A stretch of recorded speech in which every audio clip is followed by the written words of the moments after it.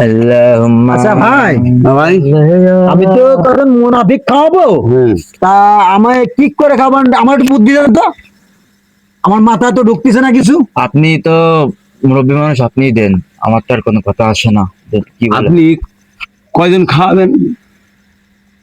এই মনে করেন আমার বাজেট তো মেলা, অনেক মুনাফিক খাওয়াবো, মানে 10 লাখের মতো বাজেট। তাহলে 1000 মুনাফিক খাওয়াবেন। এত মুনাফিক পাবো কই? আপনারে একজন, আপনিও একজন মুনাফিক।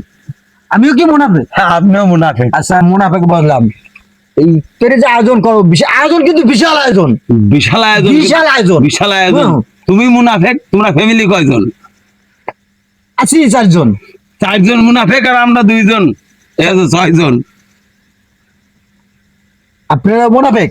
হ্যাঁ, আপনিও মুনাফিক। আচ্ছা যাক, বিশাল আয়োজন মনে করেছিস কে, অনেক আয়োজন করেছি, অনেক খাওয়াবো, বিরিয়ানি হবে, ও তেহারি হবে, আজকে ভালো আর গরু মারবো দুটো, সেই খাওয়াবে, সেই খাওয়াবে। ভালো বলদ পাইছি আজকে। সেই খাওয়াবে। গরু মারবো ভাই, দুটো। কিভাবে রান্না করবেন? ওই সেই বিলেত থেকে বাবুর চিনি আসবো, বিলেত থেকে। এই বলদ বিশাল খাওয়াবেন। তাহলে হবে না, তাহলে আজকে তাহলে আজকে একটা খাওয়া দাওয়া বহুদিন খাইনি। লাইন কাট হোক তাহলে। বহুদিন। হ্যালো গাইজ, আসসালামু আলাইকুম, welcome to my new another video. আজকে আমরা আসলাম অভয়নগর ফেসবুক পেজ থেকে, ভুয়া টিভি উগান্ডা। তো আজকে আমরা জানতে পারলাম এই এলাকাতে জামাল ভাই নামে একটা লোক আছে, ঠিক আছে? সে বর্তমানে ইফতার পার্টি দিচ্ছে। তার কাছে আমরা জানতে চাচ্ছি, সে অনেক লাখ টাকার বাজে ইফতার পার্টি দিচ্ছে। তার কাছে যাই আমরা বক্তব্য শুনতে চাই যে, এবং দেখতে চাই সে কি কি ইফতার পার্টি দিচ্ছে। তা আপনারা আমাদের সাথেই থাকুন, অভয়নগর ভুয়া টিভি উগান্ডা। তো চলেন যে তার সাথে আমরা দেখা করে আসি, যে সে কয় টাকার ইফতার পার্টির আয়োজন করেছে আর কয় লাখ টাকা দিতে চাচ্ছে সে। তাহলে চলুন আমরা আজকে দেখে আসি। তাহলে তো হবে না, একটা খাওয়া দাওয়া, ঠিক আছে? আসসালামু আলাইকুম কি ডাকছিলেন? ওয়ালাইকুম আসসালাম। ভাই, আপনাদের মধ্যে জামাল ভাই কে? আমি ও, আপনি? তাহলে ভাই এখানে বসলাম ভাই, আপনার সাথে কটা পার্সোনাল কথা আছে। এবং আমরা তেরান দেবেন, তেরান? না, তেরান না ভাই, আমরা আছি অভয়নগর ফেসবুক থেকে, গোয়া ইসির থেকে। তা আপনার সাথে কটা বক্তব্য আছে। আপনি বলে ইফতার পার্টি দিতে চাচ্ছেন, তাও আপনার সাথে এখন বক্তব্য, আপনি কটা কথা বললে আমি খুশি হতাম। তো আছে, আপনি কয় লাখ টাকার ইফতার পার্টির আয়োজন করছেন, আমরা এটা জানতে চাচ্ছি। আপনার বক্তব্যটা একটু আপনি যদি বলতেন। আমি তো বাবু মেলা আয়োজন করেছি, বহুত আয়োজন করেছি, বহুত মেলা। কি কি আয়োজন করেছেন আপনি, কি আমরা কিছু জানতে পারি? জানবেন তাহলে অল্প একটু শোনেন। হ্যাঁ বলেন। আমি তো ইফতারি আয়োজন করেছি বহুত, মনে করেন বিরিয়ানি হবে, মনে করেন দুটো গরু মারবো, বুঝতে আমার পারছি। পালে গরু আছে, হুম। 4টা গরু আছে, হুম। তাতে দুটো মারবো। অবশ্যই অবশ্যই। এবার ছাগল আছে কয়েক কুড়ি, এই মারবো। এবার বাজেট মনে করেন ওই 20 লাখের কাছাকাছি। 10 লাখের কাছাকাছি হবে। ও মানে একটু 1 লাখ 20 লাখ 10 লাখ নেই আর কি। হ্যাঁ 10 লাখ নেই। আচ্ছা, আর এর মধ্যে আমার একটা বক্তব্য আছে। আপনার শুনতে পাচ্ছি যে আপনি বলে বর্তমানে প্রায় 15,000 লোক খাওয়াতে যাচ্ছেন এই বাজেটে। তাও আপনি বলে তাও মুনাফিক খাওয়াবেন। মুনাফিক খাওয়াবো। তা আপনিও কি একটা নিজে মুনাফিক? ইয়েস, আমিও একটা মুনাফিকের ভিতরে পড়ি। তো কিন্তু গাইস, আমি- আপনারা শুনতে পেলেন, আমিও কলাম সেই মুনাফিকের কাতারে আছি, আমিও কলাম একটা মুনাফিক। তো আপনারা জানেন যে আমরা এক জায়গায় আসছি এবং জামাল ভাইয়ের সাথে দেখা করতে। আপনারা তো দেখতে পাচ্ছেন জামাল ভাইকে, সে ইফতার পার্টির আয়োজন করেছে, সে 10 লাখ টাকার বাজেট করেছে। এখন বর্তমানে সে তাদের বাসায় আমি আছি, এখন তার সাথে আমি কথা বলে জানতে পারলাম সে ইফতার পার্টিটা কবে দিতে চাচ্ছে। এখন আমরা সেটা জেনে আপনাদের সাথে শেয়ার হব। তো ভাই, আপনি ইফতার পার্টিটা কবে দিতে চাচ্ছেন এবং কয় তারিখে দিতে চাচ্ছেন, এটা যদি একটু বলতেন আমাদের দর্শকদের খুব ভালো হতো। আপনাকে ধন্যবাদ। মনে করেন রোজার আজ কত রোজা? আজকে প্রায় আপনার মনে হয় 29টা রোজা। 29, না না, সরি, ভুল করেছি, মানে 20টা রোজা আছে। 20টা রোজা আছে।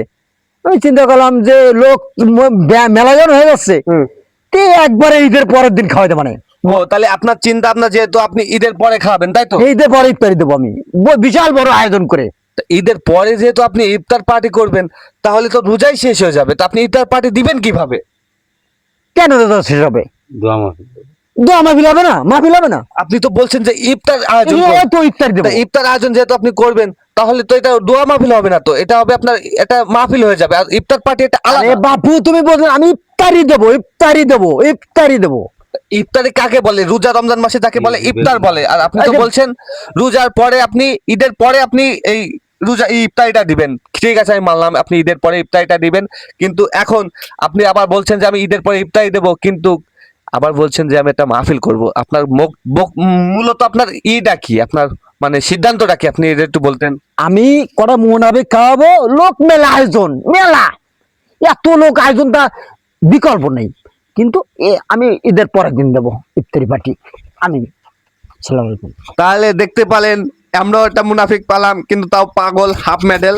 সে বর্তমানে বলছে ঈদের পর নাকি ইফতার পার্টি করবে। তাহলে আজকে আপনারা দেখতে পেলেন আমরা একটা পাগল পেলাম।